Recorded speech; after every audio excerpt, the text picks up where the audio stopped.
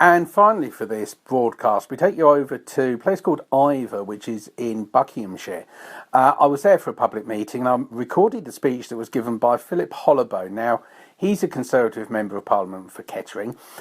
He's always been a bit of a pain to the Conservative whips on the subject of Europe, it has to be said, and as you can understand, is something of a hero of mine. Now, this is an absolutely magnificent speech.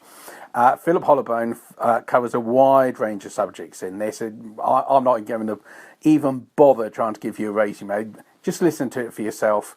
It's a fantastic speech by a great Member of Parliament.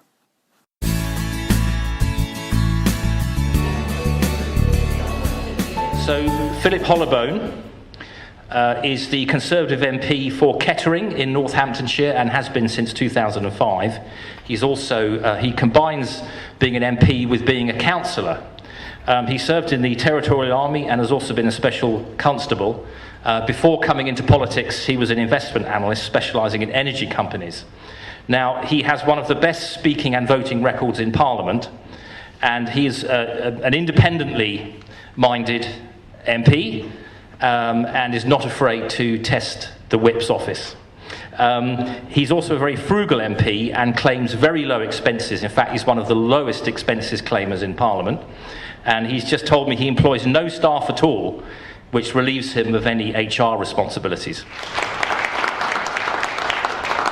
Ladies and gentlemen, thank you very much indeed for your very warm round of applause. Thank you for giving up your Friday evening to be here. And what a magnificent village hall in the Christmas spirit. Rupert's wearing his Christmas tie, and we're all going to have a very festive season. But I do appreciate you coming out this evening, because this is an important moment for our country, and we're not going to get another chance. So for those of us who want to leave the European Union, this is it.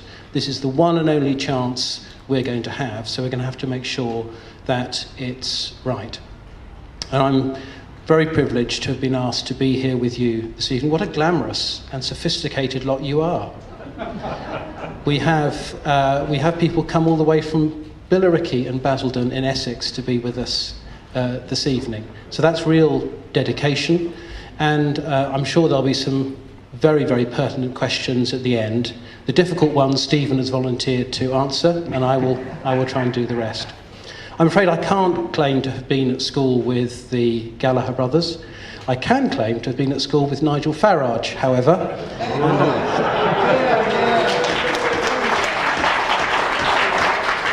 And before either of us got involved in politics, we were at school together in South London. This is a very important moment for our country. I'm going to ask how many of you were lucky enough to be able to vote in the referendum in 1975? Hands up. That's splendid. And hands up all of us who weren't able to vote in the referendum in 75. I mean, the good thing is that for those of us who didn't get the chance to vote in 75, we're going to get the chance within the next 2 years. For those of you who already have voted, you'll get a second chance. But that's probably going to be it. So for those of us who want to leave, we've really got to make sure that we win this campaign. And someone asked me, well, can we really win this? Yes, we can. And they said to me, very good question, well, how are we going to win it? And I said, well, it's the strength of our arguments, because the argument for leaving is overwhelmingly powerful.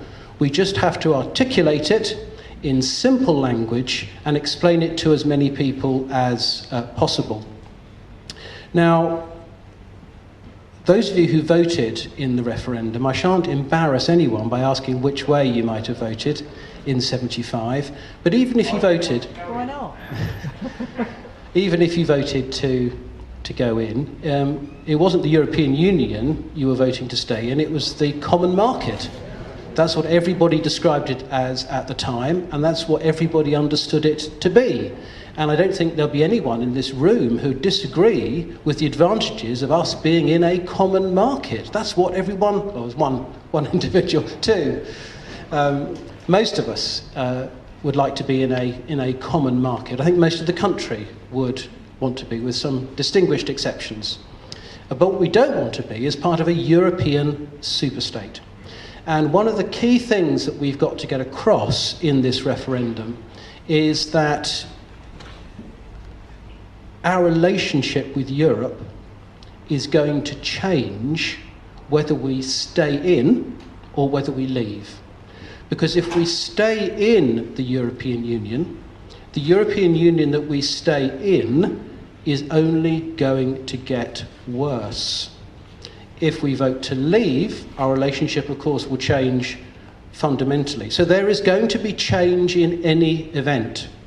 And just as in 1975, when majority of the country voted to stay in, no one could have imagined, or very few could have imagined, what our relationship would be with Europe like now, with all the problems over the financial crises, the trade imbalance, the refugee problem. The EU has mutated over that period of time, so it will mutate over the next 40 years. And if we don't take this chance to leave, we are going to be wrapped up in that in its entirety. Now, in the 1970s, before this village hall was built in its present form, Britain had a huge crisis of confidence in the world. We were the sick man of Europe. We had gone through one economic crisis after another. We were uncertain about our place in the world. Our empire had been lost. Whilst we'd saved the world in 1940, we then lost our empire and we were uncertain which direction our country was going to go. And in a huge crisis of confidence, we decided to tie ourselves to the continent of Europe through the common market. That was fundamentally, I believe, a big mistake, because the European vision wasn't actually our vision. The European vision was the creation of a state called Europe. And that is something that we were never properly told about in 72 or 75. And the British people don't want to be part of a state. We don't want peoples from other countries determining what taxes we pay. We don't want people from other countries determining who we can let into this country and who we can't. We don't want unelected bureaucrats from another nation saying what should be legal or illegal in this country. We don't want the British Supreme Court to be overruled by the European courts. We are a proud nation. We're proud of our sovereignty. Magna Carta was around before most European states were even thought of. Human rights existed in this country long before the European Convention on Human Rights. And by the way, it was this country, standing alone in 1940, that saved human rights for the whole of Europe when every other state buckled under. So we have a proud record. And that crisis of confidence in the early 70s has been a catastrophe for our nation. We now have a golden chance to unravel that. Now, in the early 70s, the European Union as it now is, then had 40% of world trade. It was a major part of the global economy. 40% of world trade. By 2020, that's going to be 20%. So Europe's share of world trade is going to have halved over the lifetime of our membership. So the influence of Europe in the world has diminished. And we took that decision in the 70s to attach ourselves to an economic bloc that was going the wrong way. And now, as we approach the second half of the second decade in the 21st century, all those countries that we effectively abandoned in the 70s are now the emerging economic powerhouses of the modern world. China, India, Australia, Canada, the United States, Brazil. These are where future growth is going to come from. And yet, as a member of the European Union, we are not allowed to negotiate free trade arrangements with these booming economies around the world. We have attached ourselves to the wrong horse. If we left the European Union, we would get back our own seat on the World Trade Organization, so we could vote in our own interests and we could negotiate free trade agreements with these other countries. The European Union does not have a free trade agreement with China. It does not have a free trade agreement with India. It does not have a free trade agreement with the United States. Switzerland does. Iceland does. These small nations have negotiated for themselves better deals than we've got because the EU hasn't done it. So by being tied to the EU, our economy is being shackled because the EU hasn't gone out into the wider world. It's an inward-looking organisation from which we need to break free. The second thing, and I think one of the, perhaps the most important thing in this campaign, is immigration. I don't know how many times I've been called racist for daring to raise the concerns of my constituents about immigration. It wasn't so long ago you couldn't even mention the word immigration without immediately being called racist. But because we now have so much white immigration from Eastern Europe, at least now we've got a chance to talk about it.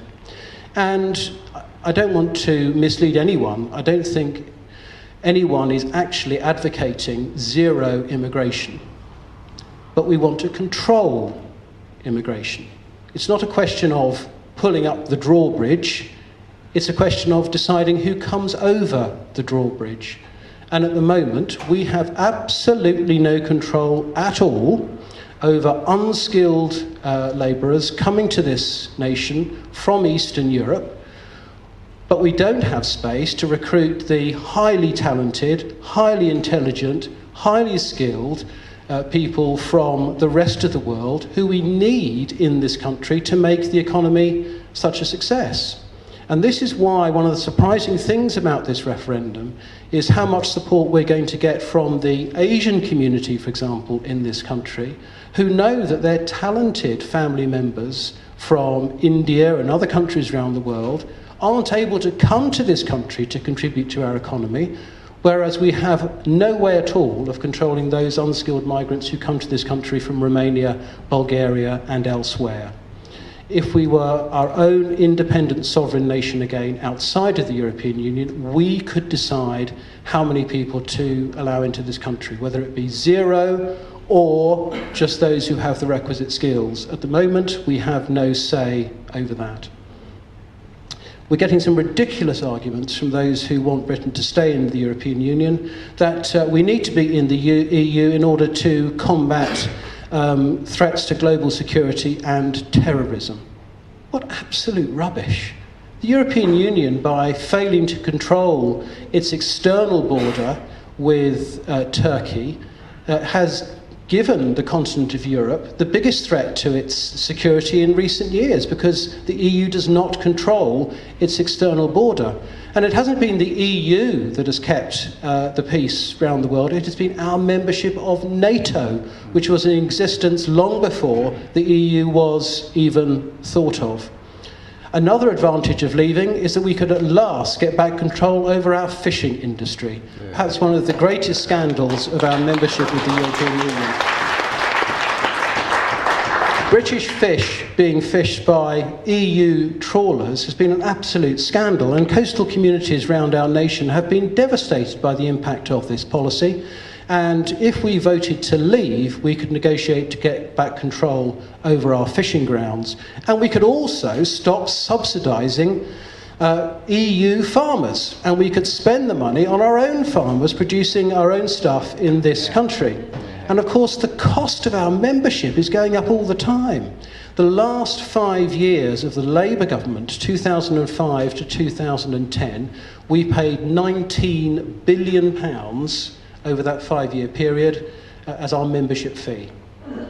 The 5 years of the coalition government, that bill went up to £41 billion. And we're now paying north of £12 billion a year as our membership subscription. Just think what you could do with £12 billion a year. People are crying out for more investment in the National Health Service. The present government has promised £10 billion injection over a 5-year period. We're talking about saving £12 billion a year. That could radically transform our health service, give the police the boost that they need, We could commit to more spending on our defence forces, or we could pay down the deficit more quickly. So there are real advantages from not being a member of the European Union. Now is our chance, ladies and gentlemen, to make sure that our voice is heard. We're not going to get another opportunity, and we need to explain to every adult voter in this country that it's now or never. If we stay in the European Union, we're going to have even more control from the European Union of what we can and we can't do. We will lose even more control over our borders. We'll lose even more control over our own internal taxation arrangements. We're going to begin to lose control of our armed forces, and increasingly we will become part of a European state from which we'll never be able to escape.